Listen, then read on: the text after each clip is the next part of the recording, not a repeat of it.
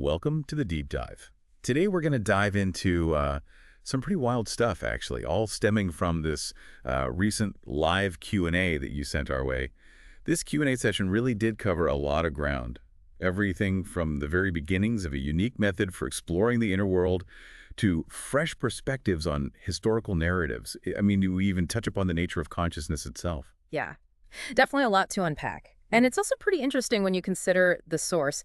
This Q&A actually comes from the Ewelina Jakowska Hypnosis Team Grifasi YouTube channel, which is quite a story in and of itself in terms of his digital journey and how they've navigated the whole online space.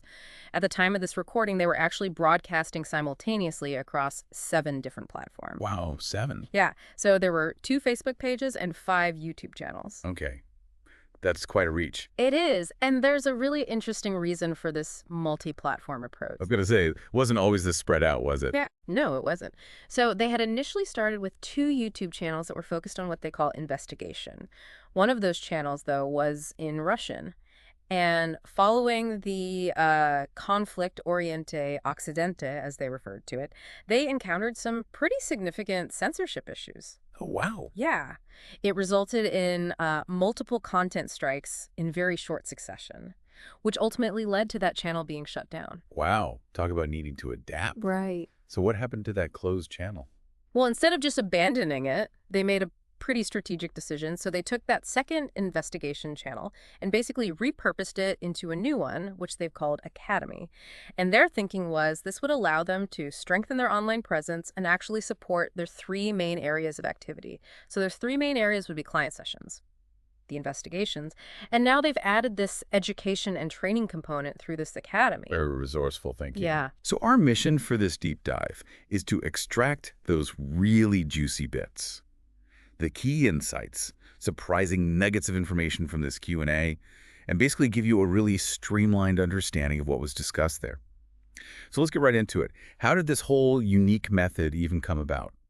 Right. So yeah, that was actually the very first question, trying to understand like the history of their method. Right. Someone asked about its history. Yeah, yeah. And it's a pretty remarkable story, to be honest. So it all began when the male host, he actually just happened to stumble upon some Spanish language regression hypnosis videos on YouTube. Oh, wow. Yeah. And he was so intrigued by them that he actually started translating them and adding Italian subtitles to them and then posting these subtitled videos onto his personal channel. So it was almost like a personal exploration that then grew into something much bigger. Exactly. Yeah. So as he was sharing these translated videos, interest just organically grew. People started reaching out, requesting sessions. And at first his approach was kind of experimental, almost playful, you could say. But over time, as he witnessed the results, as he saw how things were evolving, he gradually started developing his own unique, distinct method. And actually, from that initial discovery on YouTube, it's been about 13 years. Wow. 13 years. That's quite a journey. Yeah. From a casual interest to now a well-defined method. Exactly. So speaking of defined, another listener was curious about the absolute core principles that drive this method. What are those must-know ideas? What's foundational? Well, the absolute central principle, the bedrock of their method, is this strong emphasis on individual empowerment and self-reliance when it comes to resolving personal challenges. Okay. And they actually say this quite powerfully. They say, only you can solve your problem because you created it. Oh, wow. And it's a statement that really puts the agency squarely in the hands of the individual. Yeah. You are responsible. You have the power to change things. So it's about looking inward for those answers and not relying on external things. Precisely. Yeah. Yeah, they're very clear that their method doesn't involve relying on external intermediaries. So that means no calling upon angels, no deities, no deceased relatives to sort of intervene or offer guidance during a session. Right. Because they view that as something that can actually disrupt the individual's own process of understanding and resolution. Yeah. That makes sense. Yeah. So it's a very self-contained and empowering perspective. Now, the conversation takes a bit of a turn at this point and veers into ancient territory. It does. There's this question that comes up about ancient Sumerian and Mesopotamian accounts of entities like Enki and Enlil, often depicted as gods. Oh, yeah. The listener was curious if these entities, or perhaps other beings from way back then, presented themselves as gods, were actually worshipped. Right. And if they could even take physical form, I mean, we're talking way back. We are. And what's really interesting is the expert in the live stream, they state quite clearly that they have no personal knowledge on this topic. Oh, wow. And they Okay. actually actively avoid it. Yeah.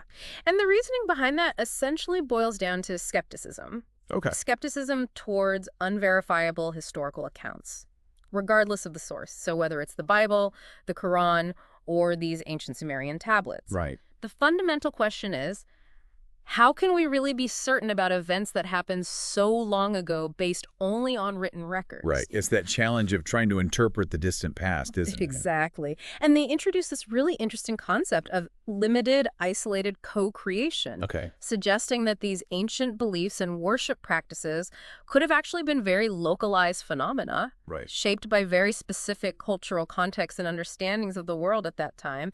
And so ultimately their preference is to actually work with information that comes directly from their own sessions, because that minimizes what they see as potential contamination from historical sources that could be biased, that could be misrepresented or misinterpreted. Right. So that makes sense. Yeah, so the core message here is that they really prioritize direct experience over historical accounts, no matter how ancient those accounts may be. Okay. And that seems to sort of naturally flow then into a question that comes up a little bit later about the reliability of historical narratives that we all get in formal education. Right. Someone asks whether everything that is presented in schools and history books is necessarily a true and accurate reflection of what happened. Yeah, it's a great question, and it really sparks some thought-provoking discussion in the live stream. The example that they use is the common perception of Germans during World War II. Okay. And they point out that the narrative that we often accept today, right, that portrays Germans as inherently bad, is largely influenced by the fact that they were on the losing side of the war. The victor, as the saying goes, gets to write the history books Yeah.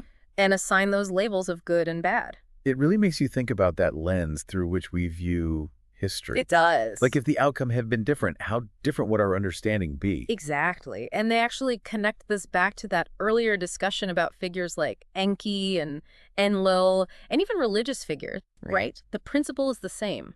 Approach historical accounts with caution. Approach it with critical thinking. Because historical accounts can always be manipulated, right? Right. So prioritize the insights that you gain from your own direct exploration and understanding over these narratives that could be biased, that could be manipulated. Okay, so a call for really critical thinking when we're engaging with history. Exactly. Now, the conversation then shifts into numerology. It does. Someone asked if birth dates, and especially those containing master numbers, 11, 22, have any special significance. Yeah.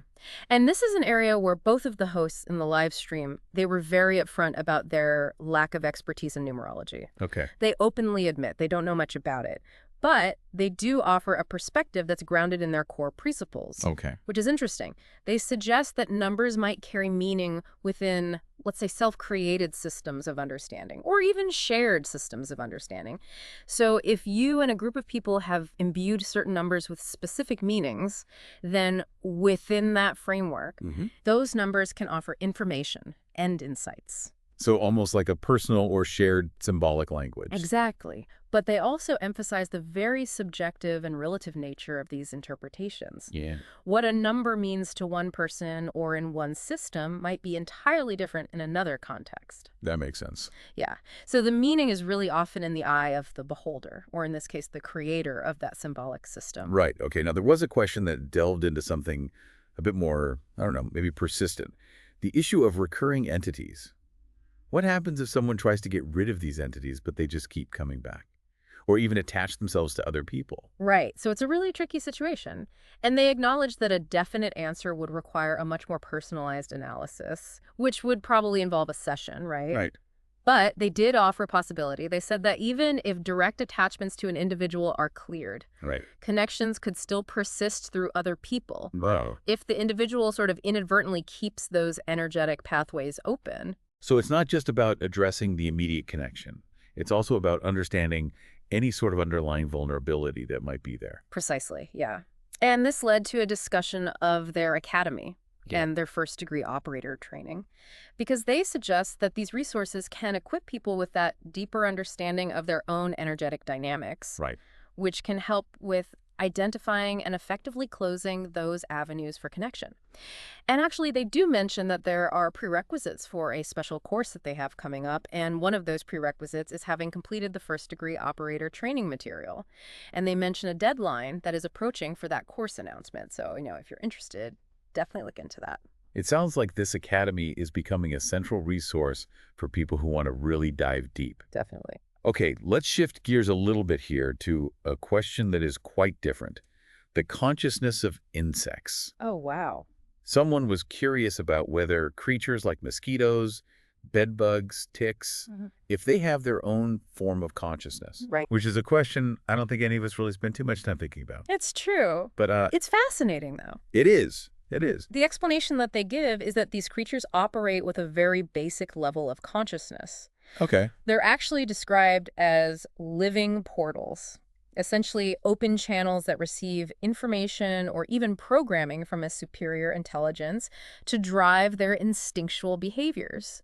So you could almost think of them as being, I don't want to say controlled, but their actions are governed by this. Right. So almost like biological automatons operating on instinct. Yeah. It's a simplified way to look at it, but I think it's helpful in understanding their perspective. Right. And then they actually touch upon this idea of consciousness existing on a spectrum and evolving through different categories of animals. They kind of lay out this progression and mention pigs, dogs, dolphins, elephants, apes, rats, and crows Wow. as all exhibiting increasingly complex levels of consciousness. It makes you think about how differently consciousness can manifest. It really does. I mean, it's a whole other perspective. Yeah. And to illustrate this point even further, they share this anecdote from one of their sessions where a client during a past life regression actually experienced moving through the plant and animal kingdoms Wow. before incarnating as a human, suggesting that there's this gradual unfolding and development of consciousness across different forms. That's fascinating. It is. Okay, so let's move to a slightly, maybe more, I don't know, debated topic. Someone asked if global elites utilize hypnosis and other techniques to influence energy on a large scale. Right. And it's really interesting how they address this. So they acknowledge the potential for hypnosis to be used in different ways. But when it comes to actually affecting what they call the etheric realm, which is that subtle energy field underlying our physical reality, they propose that substances and strong rituals or ceremonies are probably more potent and more direct tools for achieving that. Yeah. And to illustrate the difference, they use an analogy of coffee versus taking psychoactive substances. The idea being that these substances and rituals have a much stronger effect, a more direct and immediate effect on your state of being. So hypnosis might be a more subtle tool. Right. Whereas these other methods are more boom, they're more impactful on that energetic level. Exactly. And what's interesting is the expert, he actually shares a personal experience with psilocybin mushrooms, specifically golden teachers. Okay. Noting the very vivid session-like visions that they induced in him. He even talks about encounters with entities, even dragons. And he mentions that he's currently in the process of writing a book about all of this. Wow. And actually, during the live stream, he attempts to share some visuals from this upcoming book. Oh, that's cool. Yeah. And he also briefly touches upon this idea of pareidolia, which is the tendency to perceive patterns in random stimuli, right? And how it relates to those kinds of experiences. Right. But that it's not necessarily the whole explanation for what is encountered in these altered states. Yeah. So very fascinating. Yeah. I'd be curious to read that book. I think a lot of people will. Okay, let's move on to another potentially sensitive question. The issue of truthfulness in hypnosis. Someone asked, what guarantee is there that the client is actually being truthful while they are under hypnosis? It's an important question to ask when you're dealing with, I don't know, internal realities. It is. And they address this quite directly. So first, they clarified their terminology. They consistently refer to clients rather than patients, emphasizing that they're not operating within a medical framework. Right. And then they explain that their focus is really on the information that emerges from within the hypnotic state, regardless of whether it's verifiable in the real world. Okay. So the value really lies in the internal experience that the client is having during that session. So whether it lines up with what's happening in the external world is secondary. It's about what's happening within. Precisely. Yeah. Yeah. And they also highlight that if a client does choose to fabricate, if they choose to be untruthful, during a session, they're really only hindering their own progress. Right. and their ability to address whatever issue they're there to work on. That makes sense. Yeah, so authenticity within the session is really key. Okay, now, the topic of reptilian entities comes up, Right. which we know is a common theme in regression hypnosis. But a listener points out that while these beings often appear in sessions conducted by some practitioners, people like, let's say, Scalo, they seem to be absent in the work of others. People like Michael Newton, Dolores Cannon, even Robert Monroe. Right. So why this noticeable difference? Right, and it's a really astute observation, and they actually offer several potential explanations for this.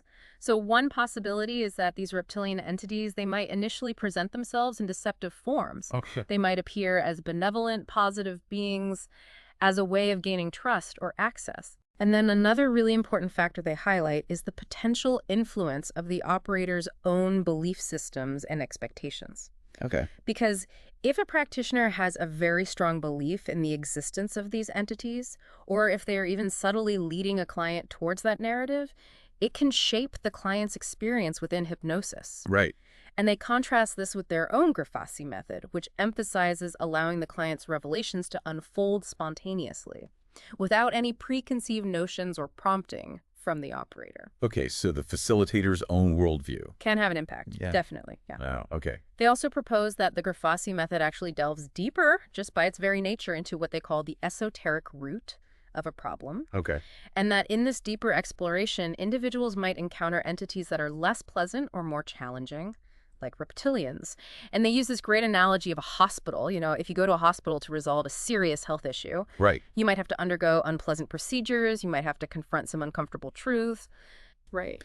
Similarly, when you are exploring the root cause of problems, you might have to encounter some uncomfortable, shall we say, energetic reality. Right. It makes sense. If you're really getting to the core of it, sometimes you got to look at stuff that isn't so pleasant. Exactly. Yeah. Yeah. They also suggest that once issues have been resolved at that deeper level, individuals might then start perceiving more positive entities due to a shift in their own energetic frequency or their resonance. Okay. So it's almost like the types of entities you encounter reflect your own state of being. Right. And then conversely, if someone expects to have only positive experiences in hypnosis despite having unresolved deeper issues, that might indicate a disconnect between their conscious expectations Right. and their subconscious reality. Right. Okay. So it's almost like the entities you see are a reflection of what's going on inside. Yeah. To a certain extent, it seems that way. Okay. Now, there was some brief mention of feedback they got about their comments about German history. Oh, yeah. And a listener specifically brings up the existence of concentration camps and mentions a personal visit to Auschwitz. Yeah. And they acknowledged this feedback. Okay. They acknowledge the undeniable reality of the Holocaust and of concentration camps.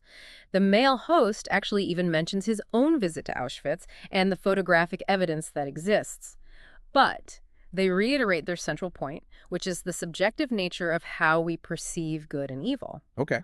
and how that perception is often shaped by perspective and indoctrination. And to illustrate this point even further, they actually bring up contemporary examples of ongoing global conflicts Okay. and point out how different sides of a conflict will often view each other as the bad guys. And this reinforces their argument that perspective plays a huge role in shaping our understanding of events. So acknowledging the fact, but also examining the way that it is presented, the narrative, I guess. around it. Okay, cool. So we're getting towards the end of the Q&A here, and there's a few sort of miscellaneous questions and announcements that come up. There are. Anything else that's particularly noteworthy? Yeah, there's a few things actually. So they address a few greetings and comments from people in the live stream audience. They touch upon the idea that war and conflict might actually be feeding these negative energies. Okay. And they suggest that maybe entities like reptilians thrive on that kind of widespread suffering and those negative emotions. Right. Almost like they're getting fed by it. Exactly, and maybe even have a vested interest in perpetuating it. Then there was a question that came up about whether the concept of the matrix serves as a limitation to regression hypnosis, but it was kind of unclear, and they actually asked the listener to rephrase it. Interesting. Yeah, very interesting. And then there was one question that I found particularly profound, which was, what about the possibility of losing one's soul or losing one's spiritual light? Yeah. That's a heavy question. It is. It is. What was their take on that? Well, their response really emphasized the inherent power of belief in creation.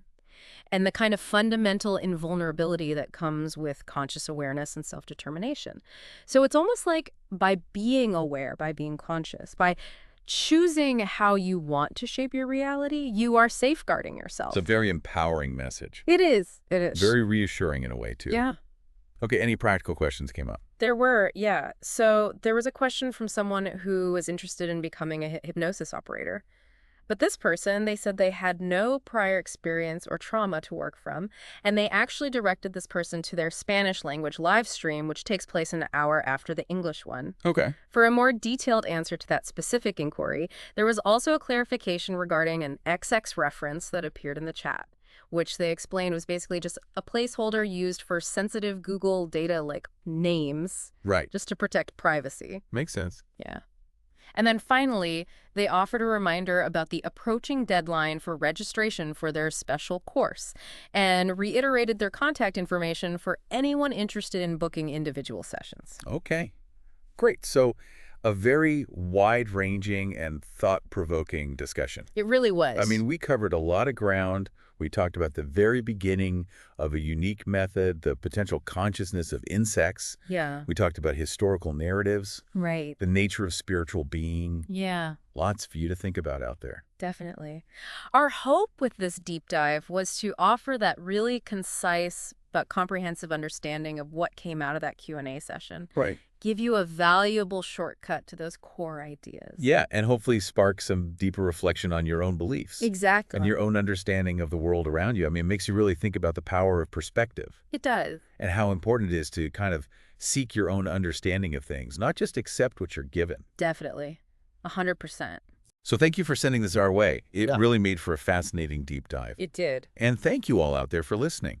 If you enjoy exploring sources in this kind of detail, please let us know. Yeah. We love your feedback, and it really helps us to tailor the deep dive to what you're most interested in. Exactly. Okay, until our next exploration, we will see you later.